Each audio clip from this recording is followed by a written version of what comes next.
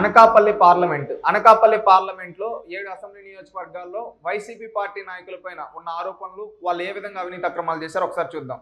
పెందుర్తి నియోజకవర్గం, ఇక్కడ అదీప్ రాజ్ గారు శాసనసభ్యుడిగా ఉన్నారు. ఈయన ఏంటంటే నియోజకవర్గంలో అక్రమార్కులను ఈయనే ప్రోత్సహిస్తాడు దగ్గరుండి చేయదట్టి. అదేవిధంగా నిబంధనలకు విరుద్ధంగా వ్యవహరించే వారి నుంచి తన వాటా కొంత తీసుకుంటూ వాళ్ళని వెనకేసుకుంటూ వస్తూ ఉంటారు. వాళ్ళు ఏ తప్పు చేసినా కానీ చూసి చూడనట్టుగా, అంటి ముట్టనట్టుగా ఈ విధంగా చేస్తూ ఉంటారు. అదేవిధంగా అనకాపల్లి అనగానే మళ్ళీ ఇంకొక నియోజకవర్గం అనకాపల్లి నియోజకవర్గం గురించి మనం మాట్లాడుకుంటే గుడ్డు అమర్నాథ్ గారు, అదే గుడివాడ అమర్నాథ్ గారి గురించి మనం చెప్పుకోవాలి. ఈయన ఏమంటే ఐటీ మినిస్టర్గా చేశాడు. ఈయన ఐటీ మినిస్టర్, ఈ నియోజకవర్గంలో ఈయన చేసిన ఏ విధంగా దోచుకున్నాడు చూడండి. కసింకోట మండలంలో విసన్నపేటలో 600 ఎకరాల గవర కార్పొరేషన్ చైర్మన్ బొడ్డేడ ప్రసాద్తో కలిసి లేఅవుట్ వేశారు. దీని కొండలు గెడ్డలను కప్పేసి 100 అడుగుల రహదారిని ఏర్పాటు చేశారు. ప్రభుత్వ భూముల అక్రమాలు, దళితులకు చెందిన డీఫామ్ భూములు తక్కువ ధరకు చెల్లించి లాక్కునేశారు. క్వారీల ద్వారా మామూలు వసూలు చేస్తూ ఉంటాడు ఈయన. అనకాపల్లి మండలంలో 200 వరకు క్వారీలు ఉన్నాయి. వీటిలో చాలా వరకు నిబంధనలకు విరుద్ధంగా నడుస్తున్నాయి. వీరి నుంచి నెల మామూలు వసూలు చేస్తున్నాడు ఎవరు? మన అమర్నాథ్ గారు. కసింకోట మండలంలో మల్ల బుల్లిబాబు, అదేవిధంగా అనకాపల్లి మండలంలో గొర్ల సూరిబాబు ద్వారా భూ కబ్జాలకు పాల్పడుతున్నాడు ఎవరు? మన ఈ గుడివాడ అమర్నాథ్. ఈ చూసేదానికి అమాయకంగా ఉంటాడు, కానీ అవినీతిలో మాత్రం జగన్మోహన్ రెడ్డి గారిని మించిపోతున్నాడు. మనం ఇంకొక నియోజకవర్గం చూస్తే నర్సీపట్నం. ఇక్కడ వచ్చి ప్రజెంట్ ఎమ్మెల్యే పెట్ల ఉమాశంకర్ గణేష్. ఈ పెట్ల ఉమాశంకర్ గణేష్ ఏంటంటే ఆగడాలు ఈయన వింత అంతా ఉండవు. ఎమ్మెల్యే అనుచరులుగా ఉన్న ముకరపాలెం మండల వైకాపా అధ్యక్షుడు ఇసుక అక్రమ రవాణాలో ఉన్నారు. నర్సీపట్నం ఎమ్మెల్యే అనుచరుడు ఇంకొక తెర వెనుక గ్రావెల్ అక్రమ తవ్వకాల్లో ఉన్నారు. ఈ విధంగా అన్ని చేయడమే కాకుండా ఒక అమాయకుడిని, దళిత డాక్టర్ సుధాకర్ గారి మరణానికి కూడా ఈ పెట్ల ఉమాశంకరే కారణం అని చెప్పి సాక్షాత్తు సుధాకర్ గారి తల్లి చెప్పింది. ఆ విధంగా వీళ్ళు ఈ విధంగా ఉన్నారు. ఇంకొకటి ఏంటంటే ఇంకొక నియోజకవర్గం చోడవరం. ఇక్కడ కరణం ధర్మశ్రీ గారు అధికారికంగా లేఅవుట్లు వేసే వారి దగ్గర వాళ్ళ దగ్గర నుంచి తీసుకొని అండగా నిలుస్తా ఉంటాడు. చోడవరంపురంలో ప్రభుత్వ స్థలాలను ఎమ్మెల్యే తమ్ముడు వేరే వారికి పేరున పట్టాలు చేయించి విక్రయిస్తున్నారు. రహదారి నిర్మాణం పనుల్లో కూడా అవినీతి అంట. అదేవిధంగా చోడవరం పంచాయతీ కార్యదర్శి అనాధికారంగా నగదు వసూలు చేశారని, వడ్డాదులు ఇస్పిరాం పేరిట నగదు వసూలు చేశారని ఈయన మన కరణం ధర్మశ్రీ, ఈయన కవిత్వాలు ఇవి బాగా చెప్తూ ఉంటాడు శాసనసభలో. ఈయన ఈ విధంగా చేశాడు. అదేవిధంగా మాడ్గుల నియోజకవర్గానికి సంబంధించి బుడి ముత్యాల నాయుడు, ఈయన ఉప ముఖ్యమంత్రిగా కూడా చేశారు. ఈయన ఏమంటే మాడ్గుల నియోజకవర్గానికి బుడి ముత్యాల నాయుడు గారు చేసిన అవినీతి అక్రమాలు ఇన్ని అని కాదు. 2019లో ఎన్నికల్లో విజయం సాధించడంతో వైకాపా అధికారంలోకి రావడం, అధికార దర్బాన్ని ప్రదర్శించడం ప్రారంభించాడు. ఫస్ట్ విప్పుగా కొన్నాళ్ళు పనిచేశాడు. ఆ తర్వాత ఉప ముఖ్యమంత్రిగా చోటు దక్కించుకున్న తర్వాత అవినీతి సామ్రాజ్యాన్ని ఇంకా మరింత విస్తరించేసి, ఎవరన్నా మంత్రి అయితే అభివృద్ధి చేస్తారు, ఈయన అవినీతిని విస్తరించాడు. స్వగ్రామం తరల 5 కోట్లతో విలాసవంతమైన భవనాన్ని నిర్మించాడంట. అదేవిధంగా విశాఖతో పాటు పలు పట్టణాల్లో భవనాలు కొనుగోలు చేశారని ఆరోపణలు. ఇసుక దందాతో పాటు భూ సెటిల్మెంట్లు చేస్తూ కోట్లలో ఆర్జించారని, ప్రభుత్వ ఉద్యోగుల బదిలీలో దండిగా వసూలు చేశారని ఈ బుడి ముత్యాల నాయుడు గారి పైన ఆరోపణలు ఉన్నాయి. అదేవిధంగా చూసుకుంటే యలమంచి నియోజకవర్గంలో యువి రమణమూర్తి రాజు గారు కావచ్చు, పాయికారావుపేటలో గొల్ల బాబురావు గారు కావచ్చు, వీళ్ళంతా అవినీతి ఆరోపణలు దిట్ట. ముఖ్యంగా గొల్ల బాబురావు గారి గురించి మనం చూస్తే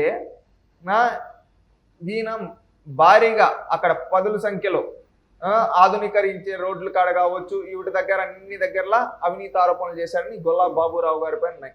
అంటే 7 నియోజకవర్గాలు ఉంటే 7 నియోజకవర్గాల్లో అనకాపల్లిలో వైసీపీ నాయకులు ఫుల్ దందా, ఈ విధంగా అవినీతి దందాలు చేస్తూ అందరూ గెలిచారు. ఏం చేసుకోను దోచుకొని తింటా ఉన్నారు నియోజకవర్గాన్ని. ఎందుకని ఈ విధంగా వైసీపీ నాయకుల అవినీతి అనకాపల్లి పార్లమెంట్లో ఈ స్థాయిలో ఉంది. ఆలోచించండి ప్రజలారా. అరకు పార్లమెంట్కి సంబంధించి కొంతమంది నేతలు అవినీతి ఆరోపణలు ఎదుర్కొంటున్నారు. అరకు పార్లమెంట్లో 7 అసెంబ్లీ నియోజకవర్గాల్లో కొంతమంది శాసనసభ్యులు అవినీతి అక్రమాలు చేస్తున్నారని ఆధారాలతో పట్టుబడ్డారు. దాంట్లో అరకు శాసనసభ నియోజకవర్గానికి చెట్టి పాల్గొన గారు శాసనసభ్యులుగా ఉన్నారు. ఇది రిజర్వ్డ్ కాన్స్టిట్యున్సీ. దీంట్లో అవినీతి అక్రమాలు ఎమ్మెల్యే అరకులోయ మండలంలో మాడగడ గ్రామంలో సుమారు 7 ఎకరాల భూమిని అక్రమంగా తమ వద్ద నుంచి లాక్కొని పట్టా చేయించుకున్నారని మడగడ గ్రామానికి చెందిన వ్యక్తులు గతంలో ఫిర్యాదు చేశారు. దీనిపై ఎమ్మెల్యే ఏం చేశారు? వాళ్ళని నిలదీశారని కోపంతో వీళ్ళపైన చిన్నారితో సహా 5గురిపై కేసు పెట్టించి వాళ్ళందరినీ రిమాండ్కు పంపించారు. అది ఈయన చేసింది. అదేవిధంగా కాంట్రాక్ట్ ఉద్యోగులను అమ్ముకున్నారనే ఆరోపణలు కూడా ఈ పాల్గొనావ్ గారి పైన ఉన్నాయి. అదేవిధంగా పాడేరు నియోజకవర్గానికి సంబంధించి ఇక్కడ ఏం జరిగిందంటే ఆగడాలు ఎమ్మెల్యే భర్త నరసింహరావు ఆ నియోజకవర్గంలో సూపర్ ఎమ్మెల్యేగా చలామణి అవుతున్నాం. ఎమ్మెల్యే పలుకుబడితే ఈయన పాడేరు జిల్లా ఆసుపత్రిలో నెలకు 2 లక్షల వేతనంతో పోస్టును కూడా తగ్గించుకున్నారు. నాడు నేడు ఇతర పనులకు ఆయా శాఖల అధికారుల నుంచి కమిషన్లు తీసుకుంటారంట.